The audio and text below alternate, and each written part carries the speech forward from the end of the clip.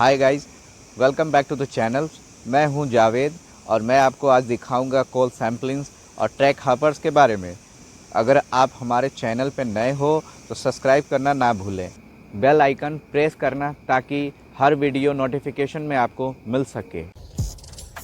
Hello दोस्तों, आज मैं आपको दिखा रहा हूं ये रैक, जिसे सामान्य लैंग्वेज में बोली जाती है मालगाड़ी। इस मालगाड़ी के अंदर में कोयला भरा हुआ है।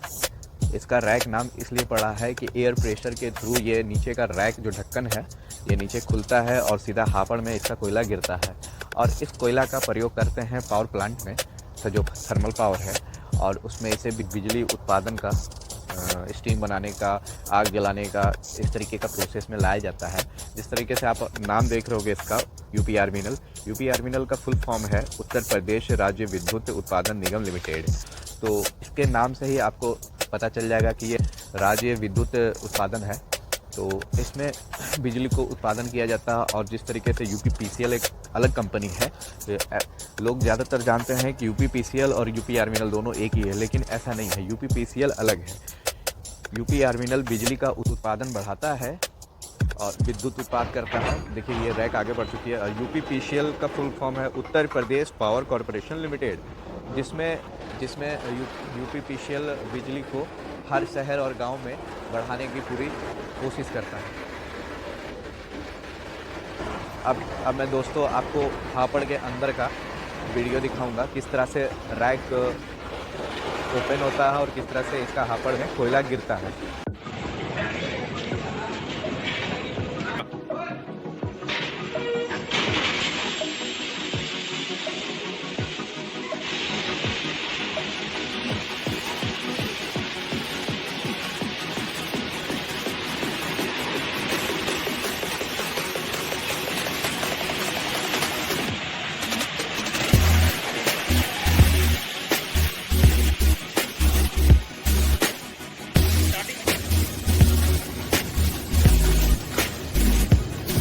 तो अब मैं आपको दिखाऊंगा कन्वेयर बेल्ट। कन्वेयर बेल्ट यहाँ पे दो हैं। ट्रैक हॉपर के नीचे में दोनों साइड कन्वेयर बेल्ट लगे होते हैं, जिसमें एक कन्वेयर बेल्ट अभी बंद है और दूसरा वाला कन्वेयर बेल्ट चालू है। तो एक साइड का पैडल फीटर चालू होने की कंडीशन में इस पे कोयला पूरा इसी के ऊपर गिरता है कन्वेयर बेल्ट पे, और ये कन्वेयर बेल्ट सीधा क्रैशर हाउस के तरफ जाता है, जहाँ पे कोयले को पूरी तरह से पीसा जाता है। फिर उसके बाद बॉयलर के अंदर जाता है। तो इस तरीके से प्रोसेस होता है बिजली पैदा करने का। देखिए ये अभी रिलीज हुआ है, इसका रैक खुल चुका है और नीचे सारी कोयला इसकी गिर चुकी है। और पैडल फीटर का मशीन नीचे दिख रहा होगा आपको। मैं आपको ठीक से दिखाने की कोशिश करता हूँ। जो भी कोयला धीरे धीरे फिसल कर नीचे की तरफ जा रही है, पैडल फीटर के द्वारा ये कन्वेयर बेल्ट पर घिसक कर जाती है।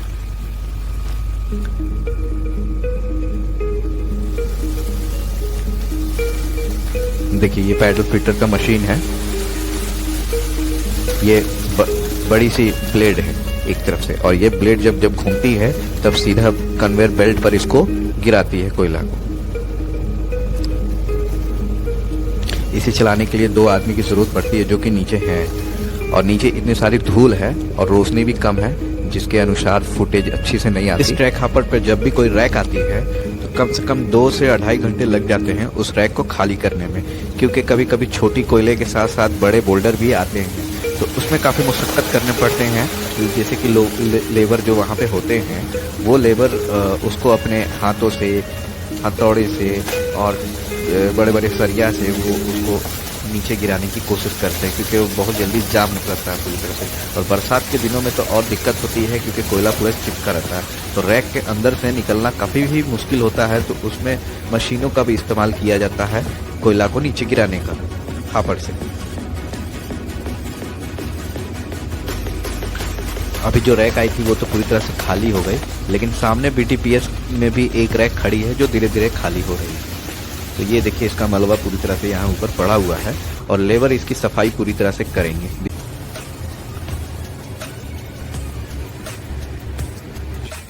ये हमारा वेट ब्रिज है, ठीक है। ये हमारा रूम है।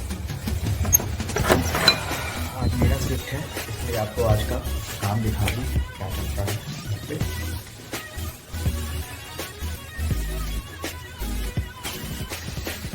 देखिए दोस्तों, यहाँ वेट लेता है, स्पीड बताता है और टाइमिंग बताता है, ठीक है।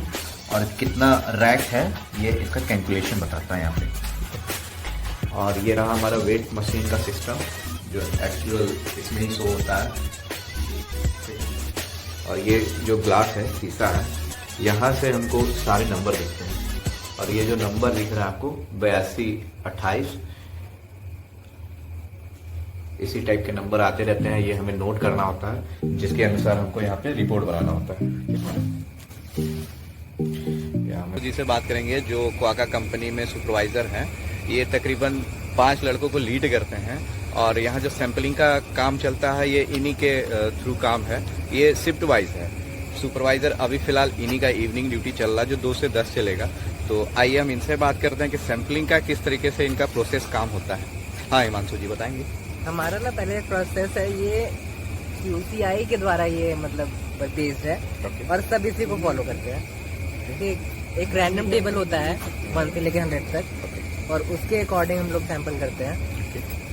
अगर 30 वैगन से अगर ज्यादा है तो 5 बोरी उतरेगा, और 30 से कम है तो 4 उतरता है। और अगर 50 से ज्यादा है तो 5 उतरेगा, तो सॉरी 6 उतरेगा। उस केस में 6 उतरते हैं मतलब। और जिसमें रैंडम पड़ता है हम लोग उसी बोगी से कोल लेते हैं। और ये सब ऐसे यूजुअली मतलब सारे इंस्पेक्शन के अंदर ही होता है।